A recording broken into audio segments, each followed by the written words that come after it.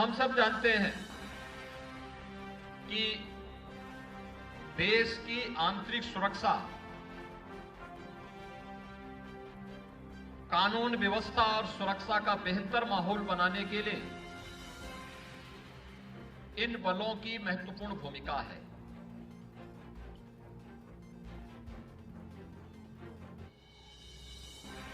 Public perception तय करने में हमारे पुलिस बल की एक बड़ी भूमिका होती है और जब भी हमारी फोर्स, चाहे वह सिविल पुलिस हो, केंद्रीय पुलिस बल हो, सुरक्षा के इस बेहतरीन माहौल को बनाए रखने के लिए उन्हें जिन परिस्थितियों का सामना करना पड़ता है वह उतने ही चुनौतीपूर्ण भी होता है, संवेदनशील भी होता है।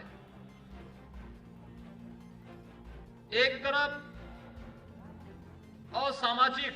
और अराष्ट्रीय तत्वों के साथ ही आपराधिक गिरोहों का सामना उन्हें करना पड़ता है, जिसमें उनके जीवन का एक ही संकल्प होता है कि हमें हर हाल में एक कॉमन मैन के मन में विश्वास बनाए रखना है, शासन का विश्वास बनाए रखना है।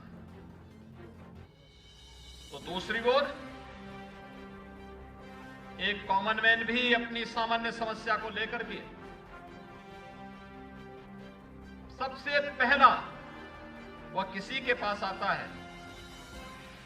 तो जहां पे सिविल पुलिस होती है, सिविल पुलिस के पास वो अपनी समस्या को लेकर के आता है, सुरक्षा से संबंधित मामले को लेकर के, अपराध से जुड़ी हुई किसी घटना को लेकर के, या फिर केंद्रीय पुलिस बलों के जवान जहां पर कार्य कर रहे हैं उनके पास जाकर के वह गुहार करता है। उस समय हमारा व्यवहार कैसे है, हमारा पब्लिक के साथ संवाद कैसा है, ये इस पे निर्भर करता है और उसके मन में एक नया विश्वास उसके माध्यम से पैदा होता है। मैं बार बार इस बारे में सोचता हूं कि हमें दोहरी भूमिका के साथ कार्य करना होता है। हमारे पुलिस बल को कार्य करना होता है। एक तरफ संवाद का रास्ता, कॉमन मैन के साथ संवाद बनाना, संबंधित स्टेक होल्डर के साथ संवाद बनाना, दूसरी तरफ असामाजिक और अराष्ट्रीय तत्वों के साथ जीरो टॉलरेंस की नीति के तहत कार्य करते हुए उसे परिणाम तक पहुंचाना। और उस समय उसके मन में एक ही भाव होता है कि हतो वा प्राप्से स्वर्गम जित्वा वा भोक्ससे महीम। मुझे अपने नागरिकों को इस प्रकार का माहौल देना है, भले उसके लिए मुझे कुछ भी क्यों ना बलिदान देना पड़े। इस दृष्टि से जब वह कार्य करता है कि अगर बलिदान हुआ तो स्वर्ग का राज भोगूंगा, लेकिन अगर जीता, एक कॉमन मैन के चेहरे की खुशी से उसको लगता है कि मैं ही इस राज को प्राप्त कर रहा हूं। ये बड़ी बात होती है, दूसरे की खुशी में खुश होना, दूसरे के दुख में दुखी होना। और इस भाव के साथ जब पुलिस बलों के जवान कार्य करते हैं तो स्वाभाविक रूप से वह उस राज्य के या उस बल के परसेप्शन को बदलने में बड़ी भूमिका का निर्वहन करते हैं। और यह मैंने पिछले 7 वर्ष के दौरान उत्तर प्रदेश जैसे राज्य के अंदर अनुभव किया है। मुझे बताने में कोई संकोच नहीं कि उत्तर प्रदेश का गत चुनाव केवल लॉ एंड ऑर्डर की स्थिति पर हम लोग चुनाव जीतने में सफल हो गए। कॉमन मैन के मन में एक विश्वास था कि सुरक्षा का माहौल है। मुझे प्रसन्नता है उत्तर प्रदेश में इस प्रकार के अनेक प्रतियोगिताओं का आयोजन हो चुका है और ऐसे तमाम समिट उत्तर प्रदेश में पूर्व में हो चुके हैं। जुलाई 19 में 62वीं Akhil Bharatiya police duty meet का आयोजन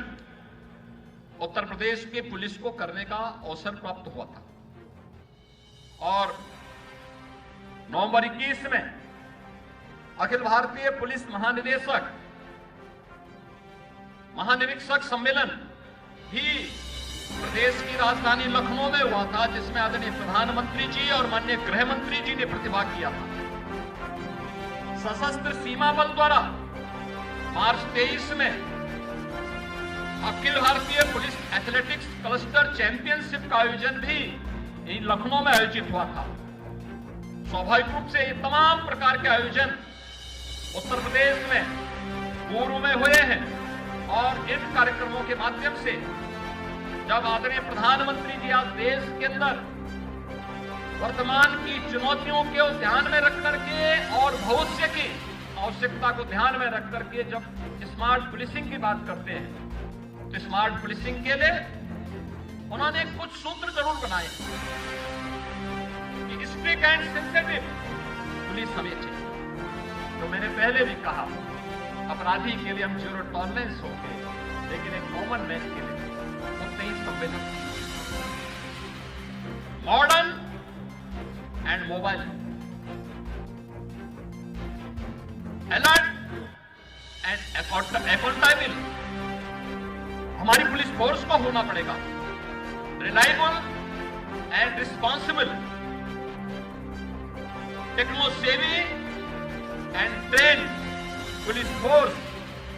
आज की आवश्यकता का हिस्सा है और यह न केवल सिविल पुलिस को बल्कि केंद्रीय बलों को भी